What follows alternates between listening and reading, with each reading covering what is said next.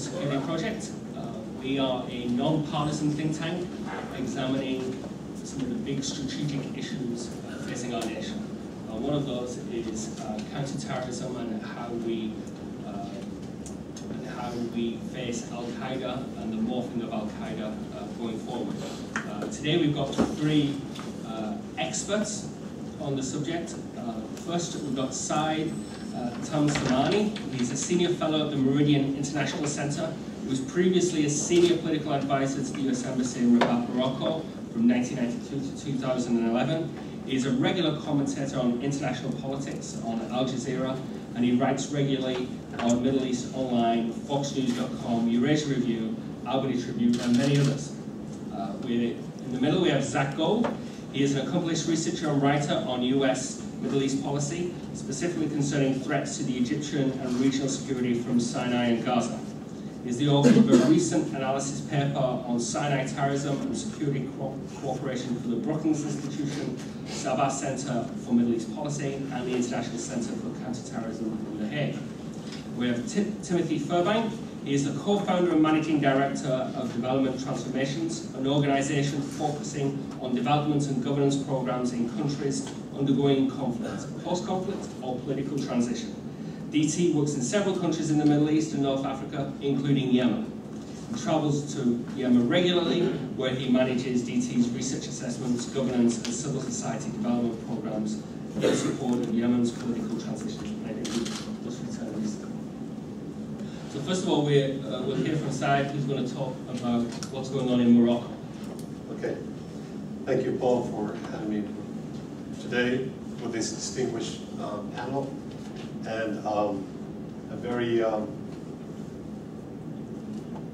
interested to talk about a topic of a great interest, not only to Morocco, not only to the Arabs, but to the whole world, because we are talking about a common threat, that is terrorism and extremism.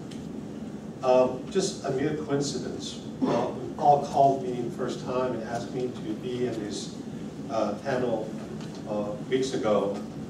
I was watching Moroccan TV, and they had two separate TV shows about this particular topic of the Moroccan fighters going to Syria.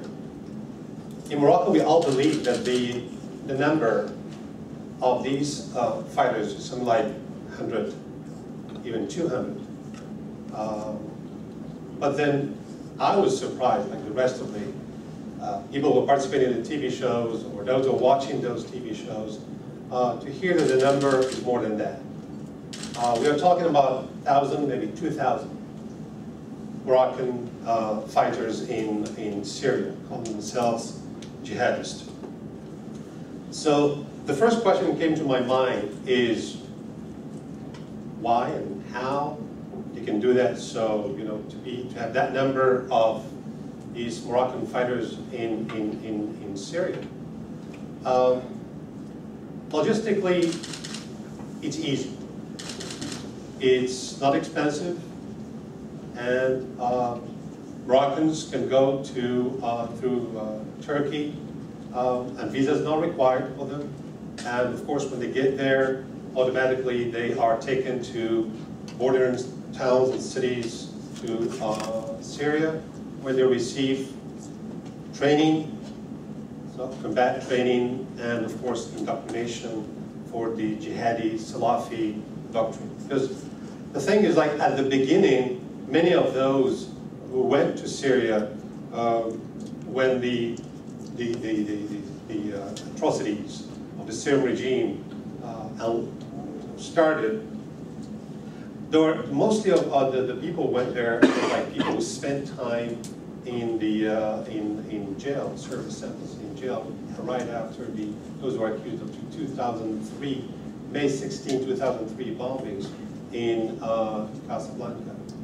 As you know, right after that, many of the Salafist members who were either involved or supported those acts that were perpetrated in Morocco in 2003 were arrested under a law called the anti-terrorism law that was passed in 2003. So those who were released, of course, it was hard for them to be integrated.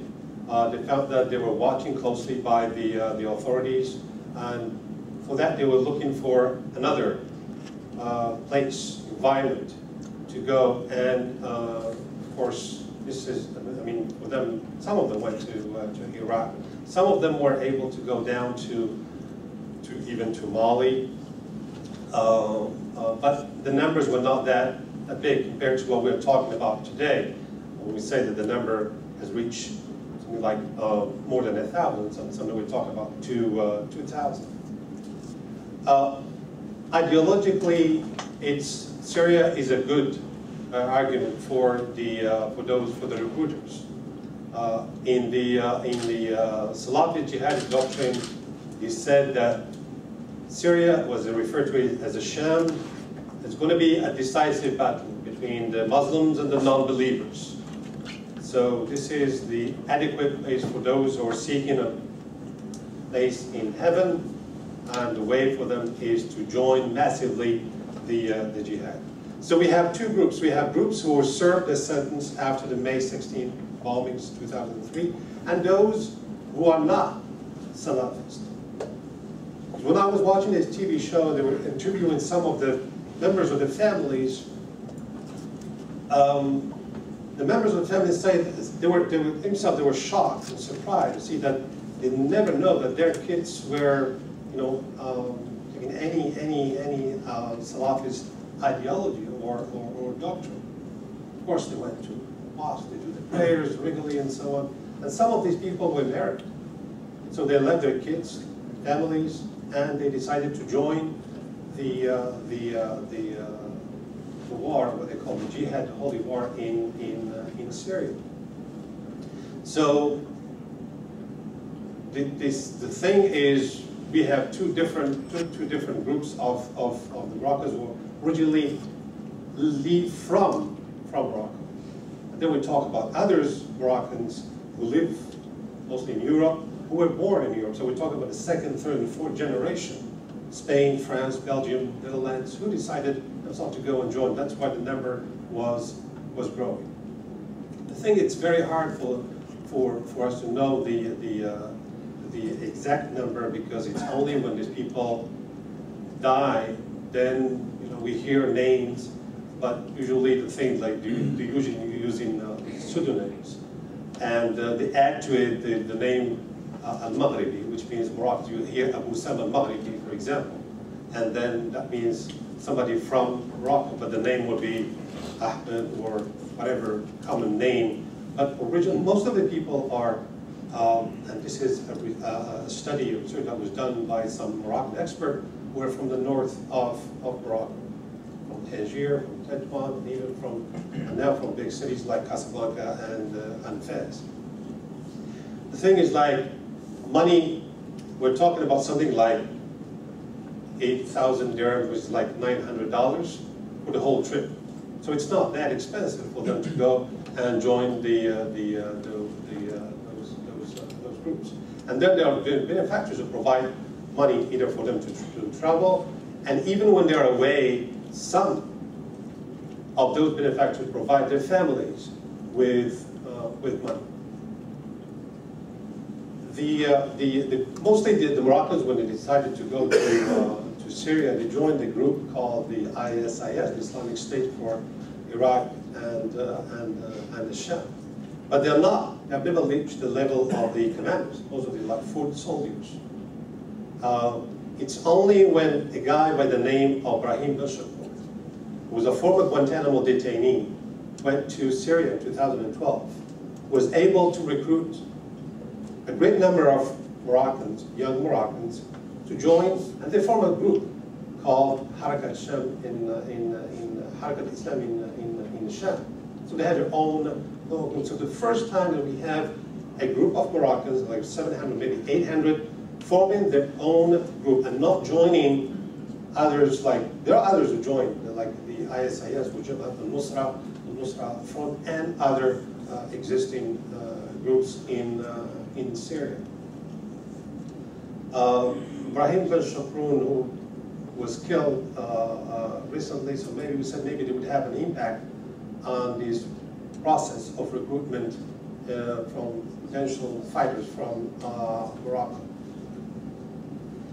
So according to a French researcher, Romain Caillé, who lives in Lebanon, who follows this group of Salafism, he said that the big question that we have is, because a lot of those who went to Syria were kind of disappointed, because they say that they only on the ground they found themselves that they are fighting for a cause that it's not their home. So they wanted to go back home, want to go back to Morocco. Of course, the authorities, that's another issue for them. How could they allow these groups to come back after receiving combat training and ideology? It's the same case not only for Morocco, for all those who have their own citizens in Syria fighting with those groups. So Morocco had to find a strategy to fight, or at least not to fight, but at least to counter these Salafist jihadist doctrine or ideology. And so far they've been very, very successful. 2004, there were religious reforms that allowed Morocco to kind of revive what we call a brand of Islam in Morocco. We call it the Moroccan Islam, it's Maliki Sufi Islam, allowing for what they call the training of imams, men and women. The first time that we have in the Muslim world women as preachers. So that in that way they can talk directly to other women in mosque. They're not leading prayers, of course, but it's like only when they are talking, asking, and answering questions and issues of that women could raise. And then there are a group of imams that received a 1-year training. Others can go, to the high school of theology called Al-Hadith Al-Hasaniyah in Rabat, where they, after year graduate studies, they become scholars. These first strategy was very successful, because we start seeing a revival of the Moroccan Islam, to the point now that we have that in Morocco countries like Tunisia, Libya, Mali, even Cote d'Ivoire, and even recently Nigeria, after this incident with the Boko Haram, they asked and requested officially Morocco to provide training for their own imams. And of course, Morocco answered those questions. That request, and now they are like, because the number is growing, Morocco decided to build another school of training for those potential imams. And the other thing is Morocco again is doing is providing, with collaboration with the European government, where the Moroccans massively reside, is to provide countries like Spain, France, Belgium, Netherlands with Moroccan public preachers and scholars, so that they could, in a way, answer religious issues of concern to the Moroccans residing there, in a way indirectly help in sharing that the Moroccan strategy of countering extremism in Europe. So now the big question we have in Morocco right now, as I said earlier, and the rest of the other countries, is that the families of those combatants in Syria are pressing the Moroccan government to allow them to come back home. Of course, some of them came back. Automatically, they are put in jail. So there are others who are afraid to come back, because for them it's like there's no way out. It's either they stay in Syria, they are killed, or they go back home and they are put in jail. Well, the Moroccan authorities' answer is logical and clear in that. Say, how can we trust people? Those people who spend time in receiving this training know how to handle weapons and explosives, and receiving this extremist ideology to come back home, and who knows what they're going to do. How would they be able to perpetrate terrorist acts inside their own country? Of course, the thing is, like, some of them, when you're looking online, they're saying, well, that's not in the discourse of these groups. But Morocco went through tough times, you know, in 2003, 2007, 2011, where terrorist acts were perpetrated in Casablanca, and 2011 in Marrakech. Many people died. And it was mostly by people who were in Afghanistan, or at least those who were, you know, some of them who were in Guantanamo and came back and were able to mobilize a number of young Moroccans to perpetrate those acts. So now it's like Morocco has developed, at least now, if we look at the Arab world, I would say, I would limit it to the North Africa. I would say that Morocco developed this new strategy, this new, through these religious reforms, to be able to counter these dangerous phenomena. Has it been successful? So far, I would say yes. Otherwise, other countries would not have asked for Morocco's help to face their own phenomenon in their own country. So now in Morocco, there's a new term that we're talking about, spiritual diplomacy, and that is like, you know, Morocco, you know, like a recent travel trip made by the King Mohammed VI to West Africa, making sure that, you know, that it was very symbolic in handing out copies of the Quran to the religious scholars and the Ministry of Islamic Affairs of those countries. But the most important part of it is the agreement or the convention that was signed is providing training for imams of those countries. So now, from Mali, Morocco started receiving, the number was 500, so started receiving, now we have 100 imams from Mali who are receiving the training. Others would come later to join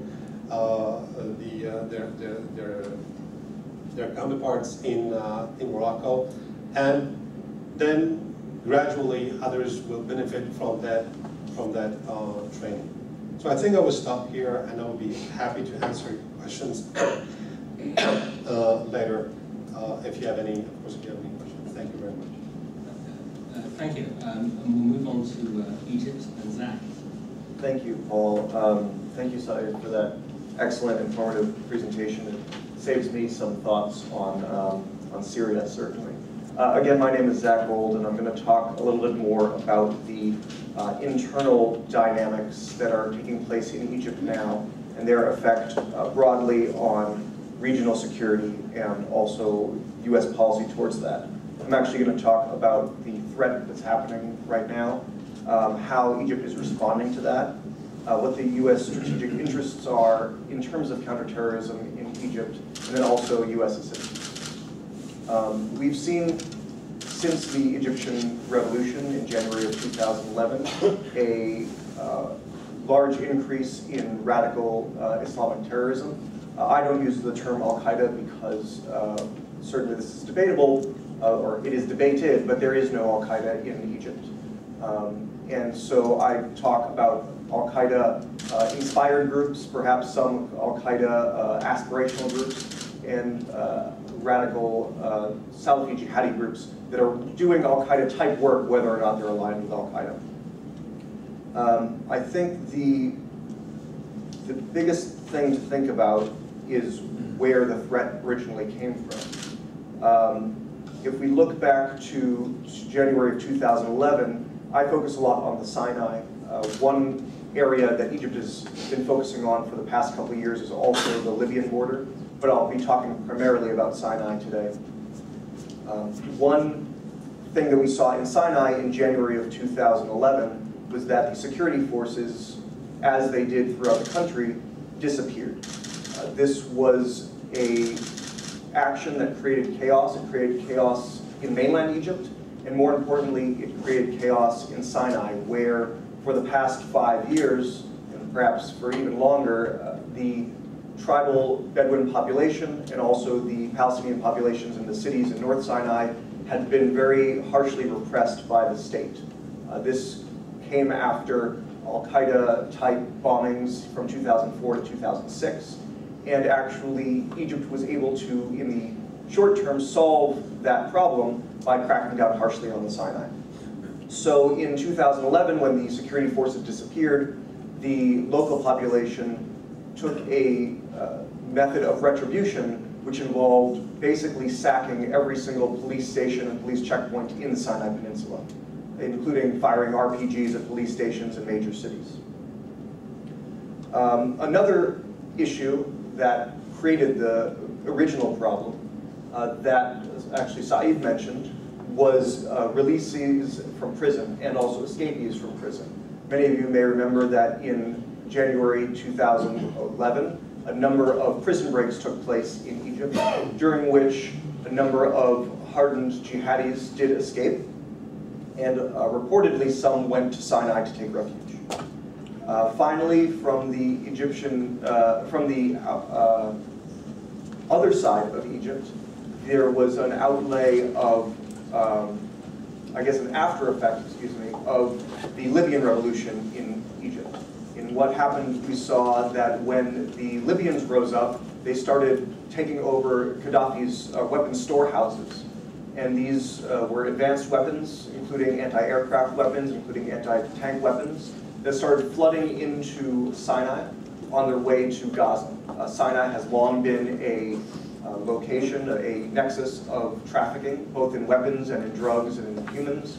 And so a lot of new connections were made, and instead of weapons for Gaza being smuggled up from Sudan, there's an entirely new source. So the threat that we've seen mostly is, I mean, if I can just give you some numbers, according to a press release from the Egyptian government last month, I guess the end of April, about 700 Egyptians have been killed, primarily police officers and soldiers, since the January 2011 uprising. 500 of those have been killed since the coup last summer. So we see a clear increase after the events of last summer in Egypt as well. Most of these attacks are small. It is roadside bombs in Sinai. It is the targeting of a police officer or police checkpoint in Cairo. Most of these attacks are not claimed by anyone. It is really only the large, spectacular attacks for which anyone takes credit or claims responsibility, and when that is done, it's by a group called Ansar Beit al-Maqdis, or Supporters of Jerusalem. Ansar Beit al-Maqdis was founded in 2011 by Egyptians. It's clear that some of them have connections to Gaza, either in that they originally trained in Gaza, or they received inspiration from a fellow group in Gaza. But they are Egyptians, and they are Egyptian-focused. The group actually, as its name suggests, Supporters of Jerusalem, its original attacks were focused on attacking attacking Israel and attacking the Egyptian-Israeli relationship, which includes the pipeline, the border, trying to interrupt and interfere in Egyptian-Israeli relations. Following the coup in July, the group almost entirely switched its tactics or its targets towards Egypt itself, and has claimed in statements that is carrying out economic warfare against the Egyptian military specifically. Thanks, Syed, for mentioning Syria, so I don't have to go deep into it. Actually, it's very interesting to note that the number of Egyptians, although Egypt is a country of almost 90 million people, the number of Egyptians fighting in Syria is significantly smaller than even the number of Moroccans. And overall, there's a small amount of Egyptians that go to fight in Syria, for many of the same reasons that Saeed mentioned. However, I've seen numbers, I heard from US government sources that it is fewer than 100. I've heard from other people around 300 Egyptians have gone to fight in Syria. And we have seen a number of Ansar Beit al-Maqdis Thai individuals who have returned from Syria and carried out attacks in Egypt, including in September of 2013, the former Egyptian officer who attempted to kill the Minister of Interior had reportedly fought in Syria prior to that. One reason that people say that there is Al-Qaeda in Egypt is because they talk about individuals who are affiliated to leaders of Al-Qaeda for whom it's unclear where they've gone and what they've done. For example, in 2011, in the summer of 2011, there was a report that Ramzi al-Muwafi, who had escaped from prison in January of 2011, was in Al-Arish in Sinai organizing jihadis and organizing members of a group that used to be called Takfir wal Jihad. Ramzi Muwafi was known, according to the CNN headline, as bin Laden's doctor. He was very close to Osama bin Laden and fought with him in Afghanistan. And again, he escaped from prison during January 2011. Another individual is Ahmed Salama Mabrouk, who was released from prison on Ministry of Interior orders under Mohamed Morsi in the fall of 2012. Again, it's unclear where he went, although it's said by some reports that he went to Sinai and was organizing fighters. Mabrouk was actually very close to Ayman al-Zawahiri, the current head of Al-Qaeda. They were leaders of the Islamic Jihad in Egypt together. Mabrouk spent time in Guantanamo prison, and in January 2011, when there were these massive prison breaks, his presence was of serious concern to US authorities. And finally, there's Mohammed Jamal, who ran the Mohammed Jamal Network.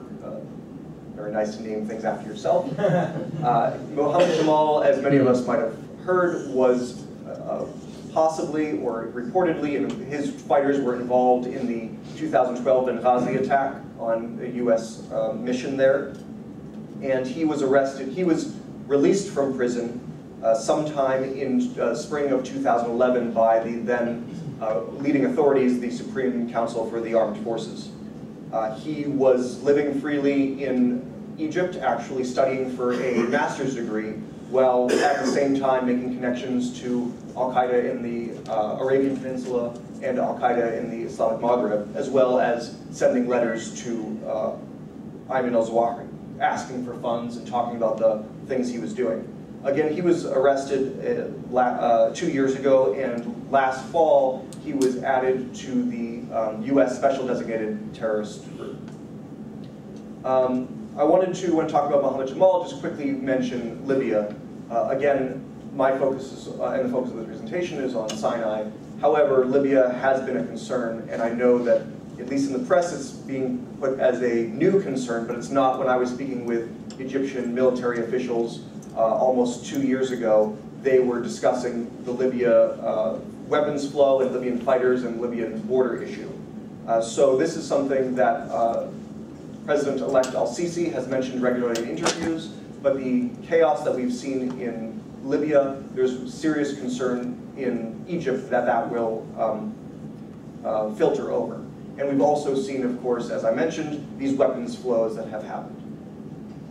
The Egyptian response has been quite interesting because Saeed mentioned that there were policy changes, these attempts for the religious institutions to sort of counter radical extremism.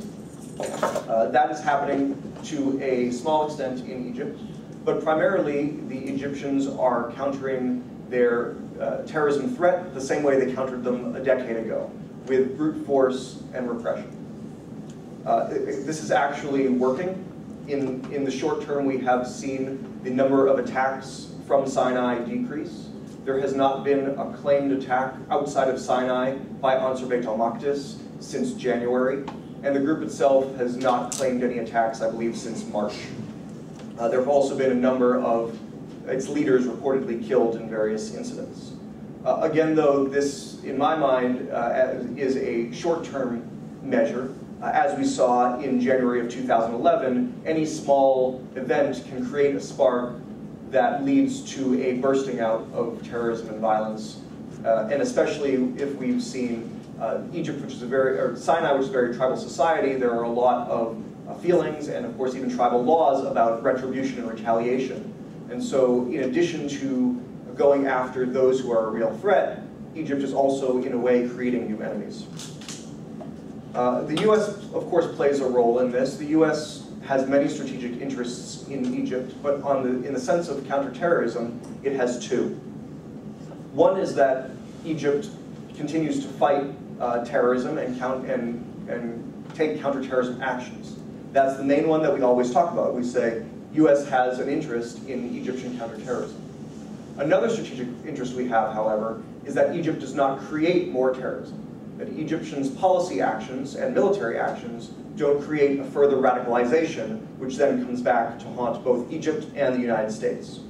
So far, all of the attacks that we've seen in Egypt are focused on Egyptian interests. And even though there have been attacks on shipping in the Suez Canal to a very small extent, and there was one attack on tourists, it was basically assessed that those attacks were not necessarily on Western interests, but more, again, on this economic warfare against the Egyptian state. The Sinai Canal brings in almost more than $5 billion to the Egyptian GDP, and tourism, when tourists were coming, was closely the same. So these are part of economic warfare to try to get the shipping to not go through the Suez Canal, or to try to get visitors to stop coming to Egypt. So what we've seen is the U.S. cooperating to a large extent on Sinai counterterrorism and on border security. This is included in fiscal year 2012. We provided about $150 million to the Egyptians for border security, border monitors, helicopters to monitor the Libyan and Sudanese borders, also checkpoints for those borders. And these have been major issues that the U.S. has focused on. Now, when I spoke with the American Security Project last month, I mentioned that it was likely that the U.S. will continue to work on border counterterrorism, border protection and Sinai counterterrorism, while not really not helping out in domestic events, political terrorism inside the mainland. I thought that what the Egyptians were, the methods by which the Egyptian government, the interim government, had been cracking down on political dissent would make it difficult for the U.S. to cooperate in that crackdown. What we've seen since is that not only has that crackdown affected U.S. cooperation on local political terror groups, but it has also affected cooperation on border security and counterterrorism. It was reported just the other day that 10 Apache helicopters, which had been released 6 weeks ago, have still been held up. And this is because there has been a lot of concern in Congress about the Egyptian government's political repression, and it appears that the Obama administration did not want to ruffle feathers of the congressional appropriators, even though no congressional approval is necessary for releasing those helicopters. I'll just finish really quickly by mentioning that there was just an Egyptian presidential election, and President-elect Sisi won a 95% of the votes. He has a clear mandate. His mandate and his campaign have been very much, I will do what is necessary. And there's been no hint from his statements, from his campaign platform, brief as it was, that what was necessary was going to be a political, a policy change, but very much a security-focused military approach to countering terrorism.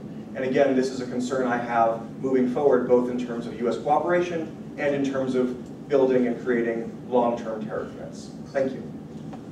Thank you, Zach. We'll move on to Tim in Yemen. Thanks. Thanks, guys. It's always, I think, a little bit easier to go last because you can play off the other two. And thanks for your comments. Before I jump into Yemen and Al-Qaeda and the Arabian Peninsula specifically, I thought it'd be useful to sort of lay the groundwork of where we are in Yemen right now. And I'd argue that AQAP is, while internationally and from sort of the perspective that we have might be the single thing we think about when we think about Yemen. Through my trips, and I haven't been too many times, maybe 7 or 8 times, but extensive meetings, it's very low on the agenda of the current Yemeni individual. When you're in 4, 5, 6 hour class sessions with them, AQAP doesn't come up unless you really, really try to squeeze it out of them. Yemen right now recently had a sort of major fighting in the north between the Houthis and the Salafis. The Houthi movement in the north is spreading into Sana'a. You have other issues such as what is a U.S. internationally backed interim government led by President Hadi that is doing a good job. And I'll get to the current recent offensive in the south by the Yemen armed forces. The cabinet's slightly weak. You have members of parliament who actually don't have terms. Everyone's sort of acting or sort of pending status. So you have no elected official with that much of a mandate. In the south, you have a lot of issues. You have, we do have a QAP, but there's the powerful Islam movement, the Muslim Brotherhood affiliated movement. There's the Iraq separatist movement, which is, I don't know if it's growing in strength, but it still has very powerful individuals, those that want to break off and create North and South Yemen. So AQAP sort of falls in line with all of these things that are happening.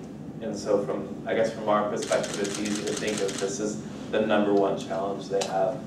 And also going back, I think we went back to 2009, 2010, the increase in U.S. counterterrorism attention in Europe, U.S. counterterrorism CT policy, both by the U.S. and Yemen, the more that has increased, you can also look at and see a parallel increase in the number of AQAP members, supporters, or sympathizers. So I will say, so that's sort of my introduction. I mean, like all transnational jihadi movements, AQAP is in the constant state of flux. Right now, over the last month or two, there's been a quite impressive offensive in the south, mainly in Shabwa, in Abyan, first by the U.S. and then by the Yemen armed forces, and has killed a large number of AQAP members and supporters. There have been some retaliations against the Yemeni civilians, Yemeni military members, but so far I think the future of AQAP in Yemen rests on what happens right now, what happens in the weeks to come, and what happens following that. Now, this offensive right now, the President Hadi and his generals are leading, it's quite admirable and been successful so far. I think there has been a similar attack happened in 2012, or a similar approach, where the Yemeni government went pretty hard at AQAP, and not quite this hard, but what we saw at that time was, instead of just sort of backing off, what AQAP did at the time was they went into hiding for a little bit. And actually what happened is they went from sort of one region or two regions to, they split off and kind of regrouped, went underground, and instead of holding particular territories, instead of actually owning and running towns, almost Taliban style, in places like Shabwa, they moved out and expanded into other parts of the country. And so what will be interesting to see is if after this current offensive, or during this current offensive, will AQAP simply weaken? Will they be able to gain supporters or sympathizers? Or will they sort of go and get quiet for a while, move into other territories, and come back in 6 months or a year at the same size, or maybe even a stronger presence? Also recently we found, I think, a lot of, unfortunately, supporters have joined AQAP from Saudi. I think in the last 3-4 months, Yemeni sources, military sources have said that approximately 500 Saudi citizens have crossed the border to join AQAP. recently in Shabwa during the military offensive, you could see that a lot of people have been paid in Saudi currency. So this is not just a local problem, but it is being influenced by individuals living in Saudi Arabia, not the government. I didn't mean to suggest that at all. Well, interesting. We always think that from the U.S. perspective, or the kind of the CT threat, it's always the threat of the homeland. And that recently there has been no threat against the United States. And I think a lot of Yemeni citizens view, even though I started this by saying that it's not, AQAP is not the top of their list or their biggest worry, they see it more of a threat against Yemeni citizens. I think back in the days when bin Laden was alive and you had more of sort of a single, stronger Al-Qaeda, now we're dealing with multiple Al-Qaedas, and you have, what right now is you have AQAP going after Yemeni targets, you have non-Muslim targets, and that itself is a big change. The attack not too long ago against the hospital at the Yemeni Ministry of Defense in Sana'a was something that was quite unexpected, and perhaps was one thing that got the Yemeni people more and more against AQAP. That also leads into the public relations efforts by AQAP, which are actually quite impressive. That they immediately went out and apologized, and claiming, apologize for the innocent victims, but also their way of saying why they attacked the Ministry of Defense was that allegedly, so many of the people in the Ministry of Defense were aligned with the Houthi movement. And so that PR that they've been doing has been, many argue, quite effective. And going forward, it'll be interesting to see what develops after this, the Yemeni Armed Forces offensive, and what happens after that. Sort of closing, and I talked about the increase in counterterrorism efforts, the increase in drone strikes, the increase in efforts to root out AQAP, whether by the Yemeni government or the U.S. government. And of course, there's more statistical data here.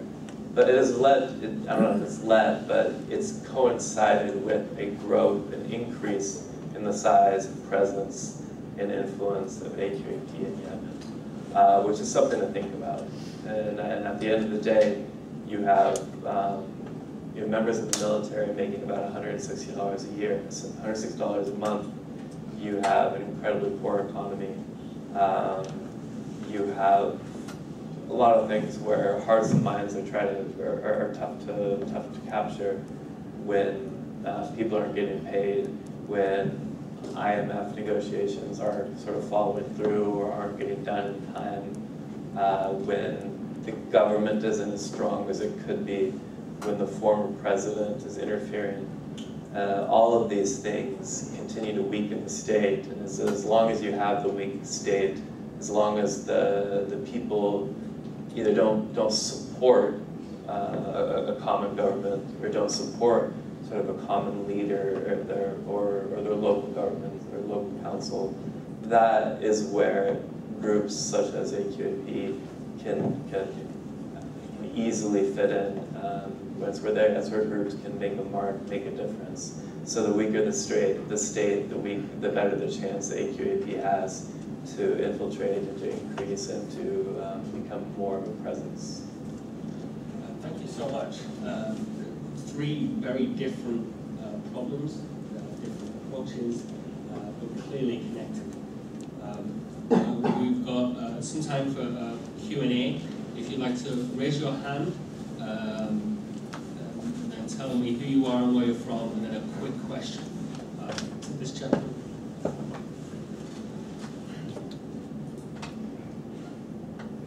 Hi, hello.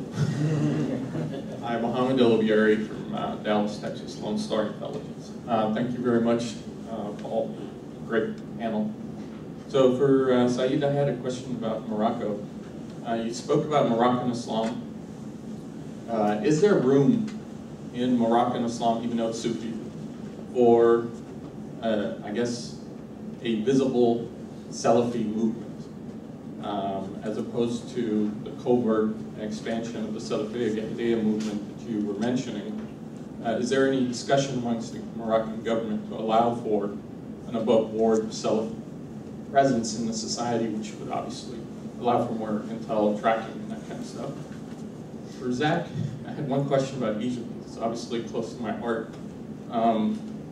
Been attacked a lot over the past year and a half because of MB influence in the Obama administration, because I advise it.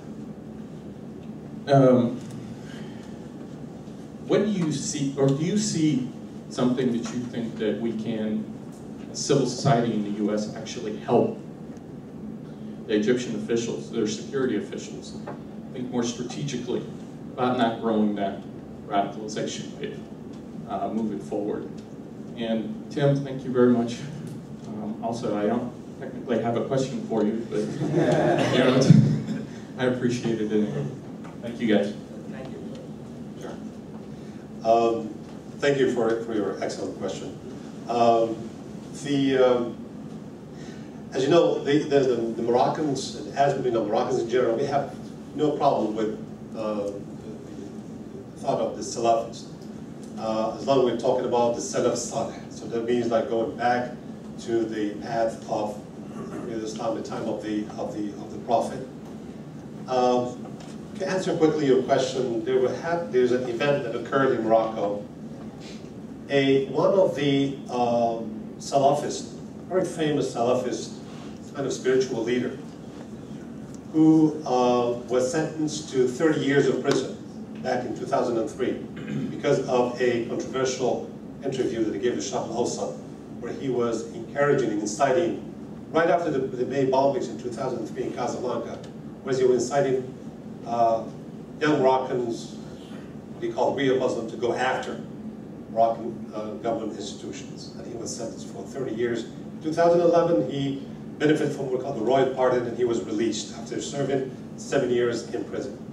That guy by the name of Mohammed Fizezi, in one of the recent trips that the king made to Tangier, and as you know, the king in his capacity as a commander of the faithful, he went to the Friday prayers in Tangier, and to the big surprise, not only of the Moroccans, but international public opinion, because of those who are following closely Morocco, the Friday prayers were led by Mohammed Fizezi.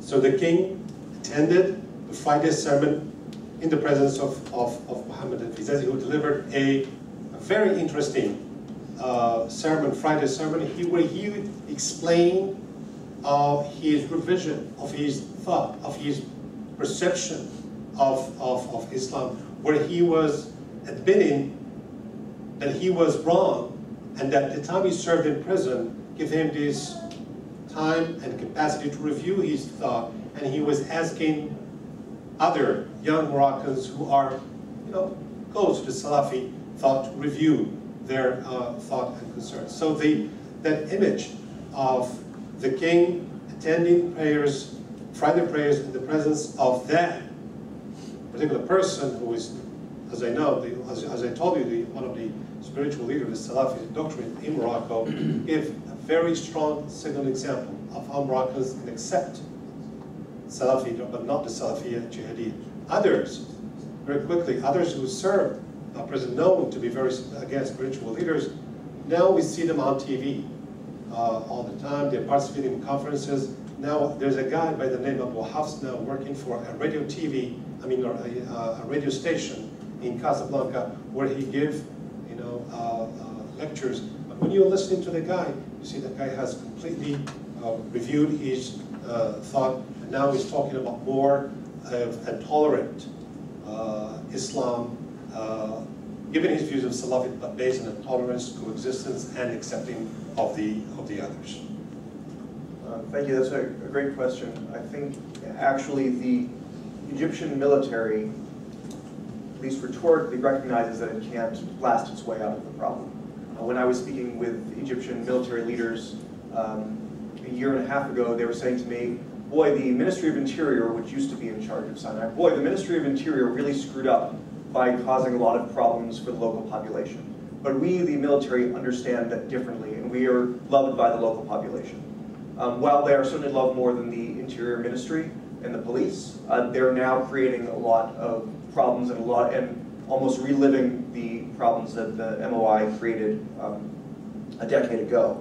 I would say that, again, it's recognized, and I know that the Egyptian Foreign Ministry and the Egyptian Embassy reports back to their government and to the military and saying, hey, America's really upset about this, and the government thinks you're going in the wrong direction.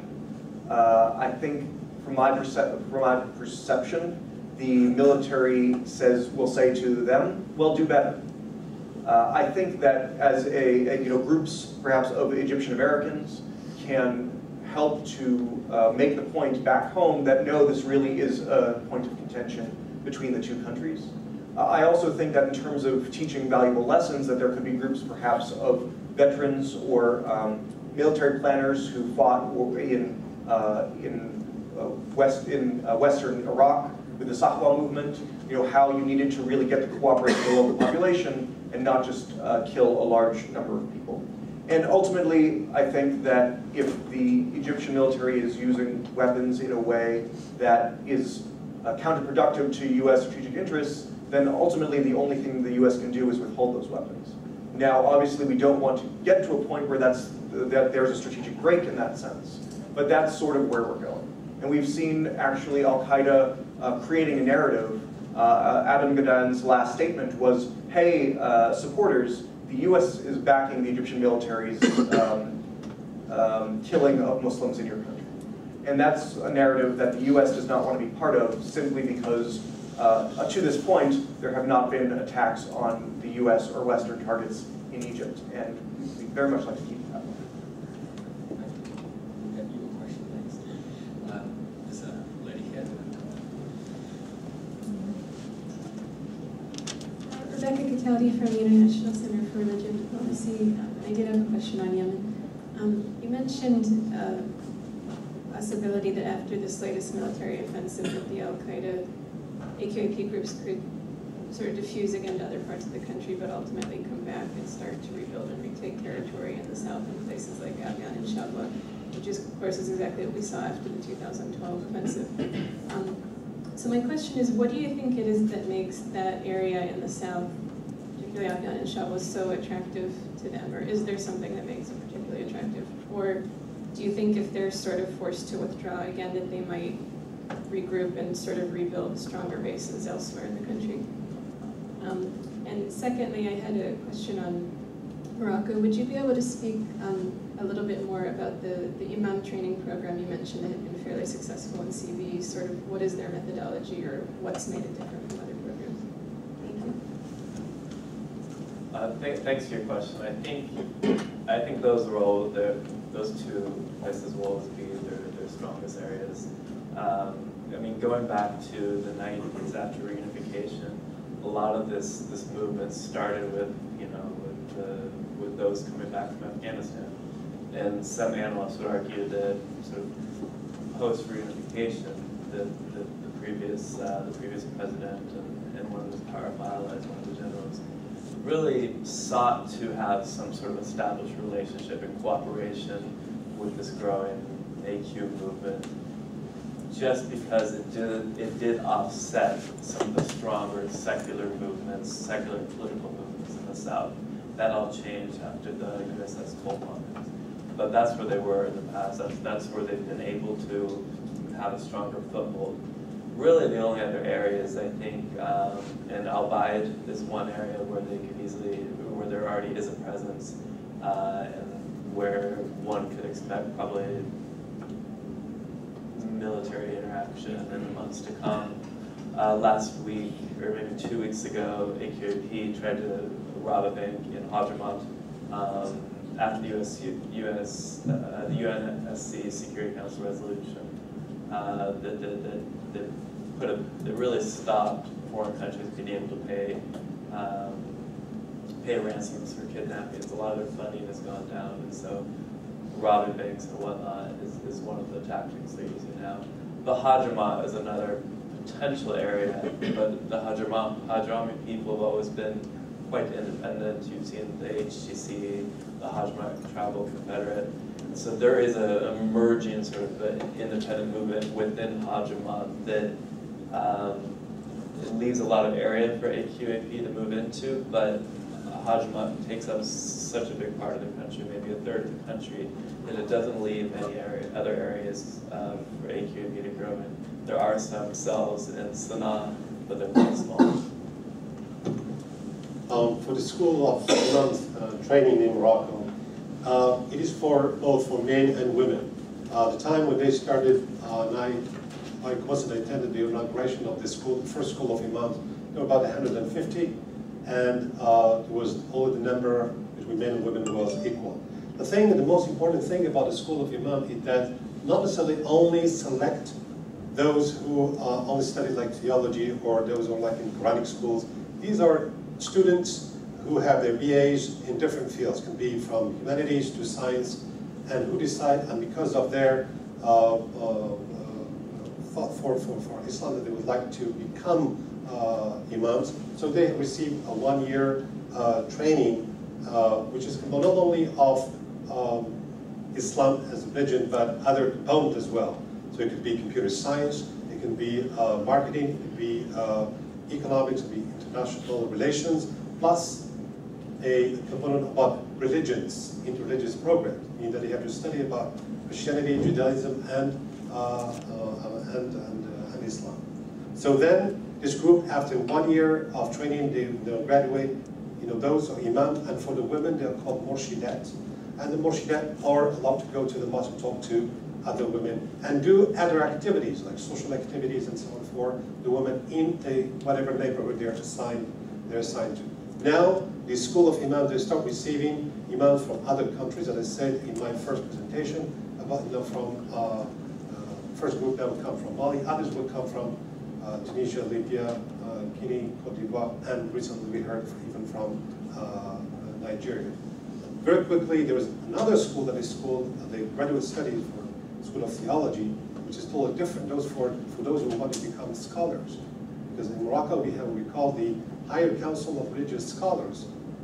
And in those, and I think, the best of my knowledge, in that Higher Council of Religious Scholars, where we have women members of that Higher Council as well. And I don't know whether there's any other country that would have a senior level where we have women sitting in that council as well. Unfortunately, it's 9:30 and we've actually run out of time. But we will be taking all of these types of discussions going forward. And next week we have a great presentation on the Arab Youth Survey. But in the meantime, I'd like to thank the panelists. Please give them a round of applause.